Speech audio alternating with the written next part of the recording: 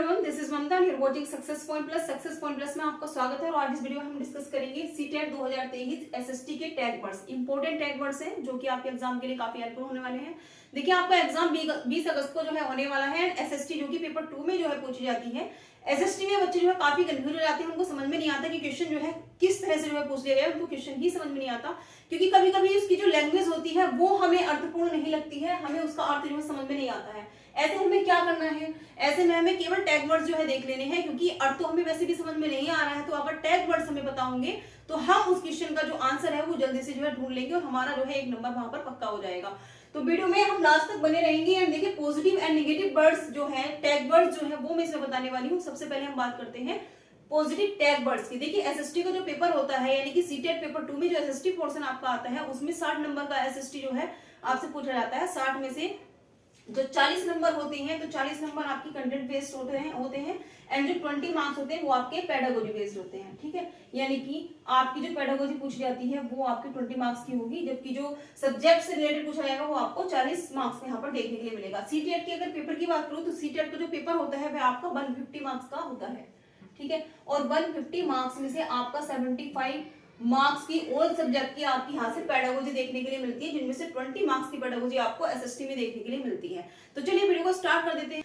तो देखिए, एसएसटी से रिलेटेड कुछ इंपॉर्टेंट टैग वर्ड्स मैं लेकर के आई हूँ। तो देखिए, यहाँ पर कुछ यानी कि 17 टैग वर्ड्स मैं आपके लिए लेकर आई हूँ। पॉजिटिव वर्ड्स की हम पहले बात कर लेते हैं। देखिए, विविध गतिविधियां, दृश्य सभ्य सामग्री, दैनिक जीवन से जुड़ना एंड समावेशी शिक्षा, विभिन्न संदर्भों में भाषा का प्रयोग, चर्चा का अवसर, बच्चे को सम्मान देना एंड बच्चे की त्रुटियां, प्रोत्साहन, कारण का पता लगाना एंड सृजनात्मकता एंड गतिविधि, अर्थपूर्ण अधिगम, बाल केंद्रित जिज्ञासा, हस्तपरक गतिविधि, त्रुटियां अधिगम का हिस्सा एंड करके सीखना। तो देखिए, ये कुछ पॉजिटिव वर्ड्स हैं। अब इसको हमें जो है एग्जाम में इंप्लीमेंट कैसे करना है, किस तरह से हमको पता लगाना है कि एग्जाम में जो क्वेश्चन पूछा गया है और उसके जो 4 ऑप्शन हमें दिए जाएंगे उनमें से राइट ऑप्शन कौन सा है। तो देखिए, अगर आपसे कोई क्वेश्चन पूछा जाता है तो पॉजिटिव वर्ड्स आपको ध्यान में रखना है। विविध गतिविधियां यानी कि जहां पर भी गतिविधियां आएंगी, जहां पर भी एक्टिविटी होगी, वही आपका जो है राइट ऑप्शन हो जाएगा। दृश्य श्रव्य सामग्री यानी कि आपको जो एक क्वेश्चन दिया गया है कि आप बच्चों को जो है किस तरह से पढ़ाएंगे और उसमें आपको ऑप्शन दे दिया गया है कि दृश्य श्रव्य सामग्री की सहायता से जो है हम बच्चों को पढ़ा रहे हैं, यानी कि दृश्य सामग्री जो है वो एक पॉजिटिव वर्ड है और यही आपका जो है राइट ऑप्शन हो जाएगा। या फिर आपको दिया जाएगा दैनिक जीवन से जोड़ना, यानी कि दैनिक जीवन से जोड़ करके हम उसको जो है पढ़ा रहे हैं,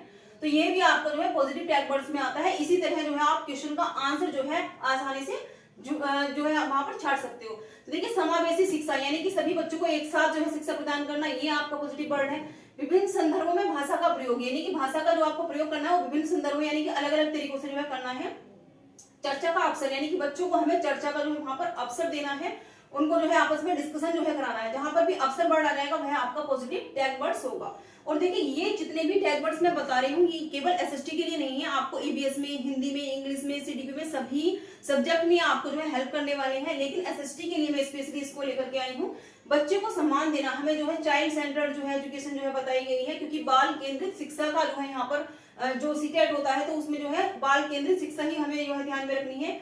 तो बच्चे को हमें जो है सम्मान देना है। बच्चे की त्रुटियां, देखिए बच्चे की अगर त्रुटियां होती हैं तो उसको हमें जो है नेगेटिव वे में नहीं लेना है। बच्चा अगर त्रुटि कर रहा है तो इसका मतलब है कि बच्चा जो है सीखने की प्रक्रिया जो है कर रहा है, यानी कि बच्चा जो है सीख करके त्रुटियां करने के बाद जो है कुछ सीख रहा है। बच्चा त्रुटियां नहीं करेगा तो वो सीखेगा नहीं। ठीक है, प्रोत्साहन यानी कि बच्चों को हमें अप्रिशिएट भी करना है, प्रोत्साहन हमें देना है, ये भी आपका एक पॉजिटिव टैग वर्ड्स है।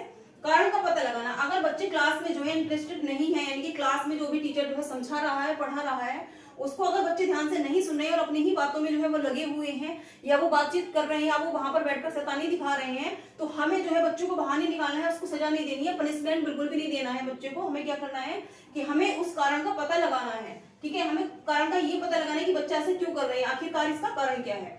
सृजनात्मकता यानी कि जो क्रिएटिविटी होती है, ये भी एक important and positive tag word है आपका। गतिविधि, अर्थपूर्ण अधिगम, जैसे कि मैंने कहा अधिगम एंड गतिविधि, जहां भी गतिविधि आएगी यानी कि आपकी जो एक्टिविटी बताई जाएगी वहां जो है आपका राइट ऑप्शन हो जाएगा, क्योंकि ये पॉजिटिव टैग वर्ड्स चल रहे हैं। बाल केंद्रित शिक्षा जो है आपको बाल केंद्रित ही जो है, बाल केंद्रित यानी कि बच्चों को ध्यान में रख करके जो है हमें शिक्षा देनी है।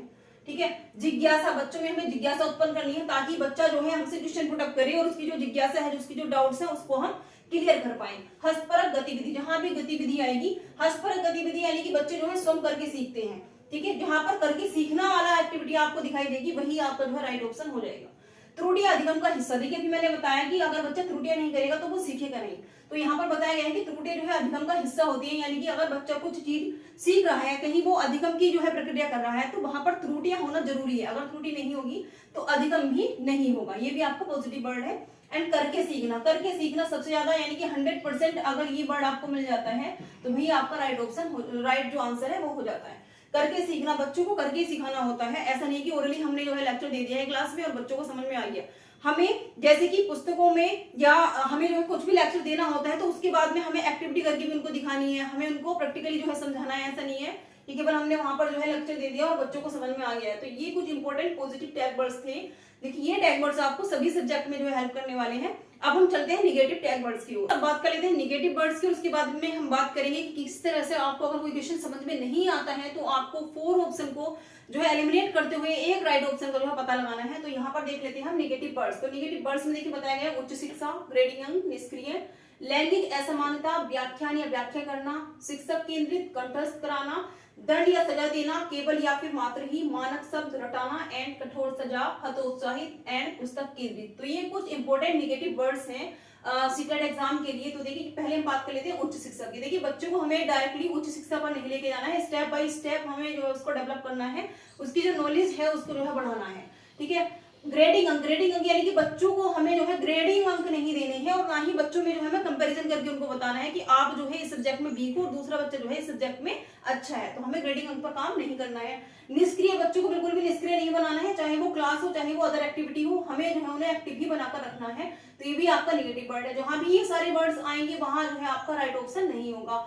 लैंगिक असमानता यानी कि लड़का और लड़की में हमें अंतर नहीं करना है, विभेद नहीं बताना है। ये नहीं बताना है कि लड़का जो है मैथ में अच्छे होते हैं एंड जो गर्ल्स हैं वो होम साइंस में अच्छी होती हैं। और देखिए व्याख्यान या व्याख्या करना, यानी कि किसी भी सब्जेक्ट को पढ़ाते हुए हमें केवल लेक्चर नहीं मेथड यूज करना है, व्याख्यान हमें केवल नहीं देना है, उनको जो हमें करके भी बताना है।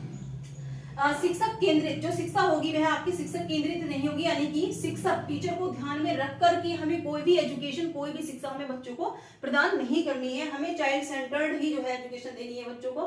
कंठस्थ कराना, किसी भी चीज को हमें केवल रटवाना नहीं है, कंठस्थ नहीं कराना है। तो ये भी आपका कैसा है, निगेटिव टैग वर्ड्स है। दंड या सजा देना, किसी भी बात के लिए बच्चों को दंड नहीं दिया जाएगा, सजा भी इसको नहीं दी जाएगी, क्योंकि ये जो है बाल केंद्रित शिक्षा की बात चल रही है। केवल और मात्र भी, जिस भी ऑप्शन में आपको वर्ड दिखाई दे केवल या फिर मात्र ही, वह भी आपका ऑप्शन नहीं होगा। मानक शब्द, देखिए मानक शब्द क्या है, स्टैंडर्डाइज को बोलते हैं। मानक शब्द का मतलब होता है कि बच्चों को जो है केवल जैसे कि क्लास में बहुत सारे बच्चे होते हैं तो प्रत्येक बच्चों को उसी की क्षमता के अनुसार जो है हमें काम देना, चाहे वो होमवर्क की बात हो रही हो चाहे वो क्लास वर्क की बात हो रही हो, यानी कि स्टैंडर्ड की अकॉर्डिंग जो है हमें उनको वर्क देना है। ये नहीं कि सभी बच्चों को एक साथ जो है वर्क दे दिया हो या एक तरह के जो है क्वेश्चन उनसे बता दिए, पूछ लिए गए हो, तो ऐसा नहीं करना है। मानक शब्द जो है हमें यहाँ पर इस्तेमाल करना है, यानी कि जहाँ पर मानक शब्द होगा यानी कि बच्चों को एक जैसा ही वर्क दिया जाएगा, वह आपका ऑप्शन नहीं होगा। रटाना हमें बिल्कुल भी नहीं है, हमें उनको समझाना है, दिखाना है और प्रैक्टिकली जो है उनको करवाना है। कठोर सजा, बच्चों को बिल्कुल भी पनिशमेंट नहीं देना है। हतोत्साहित, बच्चों को हमें जो है प्रोत्साहन देना है, उनको हमें अप्रिशिएट करना है, उनको हमें डिमोटिवेट बिल्कुल भी नहीं करना है, हतोत्साहित हमें नहीं करना है। पुस्तक केंद्रित, जो आपकी शिक्षा है जो हम बच्चों को प्रदान करते हैं वो केवल पुस्तक केंद्रित नहीं होनी चाहिए, बच्चों को हमें जो है प्रैक्टिकली भी समझाना है, उनको करके दिखाना है और करके सीखने पर ही हमें जो है बल देना है। तो ये कुछ इंपॉर्टेंट नेगेटिव वर्ड्स थे। अब हम लास्ट में बात कर लेते हैं कि अगर कोई क्वेश्चन आपको समझ में ना आए और 4 ऑप्शन आपको जो वहां पर मिलेंगे, लेकिन हमें समझ में नहीं आ रहा है कि कौन सा जो है इसका ऑप्शन सही होने वाला है, क्योंकि हमें क्वेश्चन ही समझ में नहीं आ रहा, तो फिर ऑप्शन क्या समझ में आएंगे। लेकिन अगर हमें टैग वर्ड्स पता है, चाहे वो नेगेटिव टैग वर्ड्स हो चाहे वो पॉजिटिव टैग वर्ड्स हो, तो हम क्वेश्चन का आंसर इजीली लगा लेंगे। क्योंकि अगर क्वेश्चन में पूछा गया है कि कौन सा ऑप्शन जो है इसका सही नहीं है, तो देखिए अगर नहीं है पूछा गया है तो आप निगेटिव वर्ड्स को जो है देख सकते हैं। निगेटिव वर्ड्स में से भी कोई भी जो है आपको जो है वर्ड्स वहां पर मिलता है कि बच्चों को हमें, अगर बच्चे किसी काम को इस तरह से नहीं सीखता है तो बच्चों को हमें क्या करना चाहिए, उसको हतोत्साहित करना चाहिए, कठोर सजा देनी चाहिए, या फिर हमें जो है केवल या मात्र ही उसको जो है ये करना चाहिए। तो यही आपके जो है राइट ऑप्शन हो जाएगा। जहां भी आपको निगेटिव वर्ड्स में से कोई सा भी वर्ड जो है दिखाई देगा वही आपका राइट ऑप्शन हो जाएगा, यानी कि 3 जो ऑप्शन होंगे उसको आपको एलिमिनेट कर देना है और जो एक ऑप्शन बचेगा जिसमें आपका नेगेटिव वर्ड्स आएगा वही आपका राइट ऑप्शन हो जाएगा। तो इस तरह से भी आप जो है अपने क्वेश्चन को सोल्व कर सकते हो। ये जो टैग वर्ड्स है वो आपको हर एक सब्जेक्ट में, सीटेट में जितने भी सब्जेक्ट होते हैं सभी में जो है हेल्पफुल होने वाले हैं। आई होप वीडियो आपके लिए हेल्पफुल रही होगी। चैनल पर अगर आप फर्स्ट टाइम विजिट करें तो चैनल को सब्सक्राइब कर दीजिएगा, वीडियो को लाइक शेयर कर दीजिएगा। मिलते हैं अपने नेक्स्ट अपडेट में। Thanks for watching this video.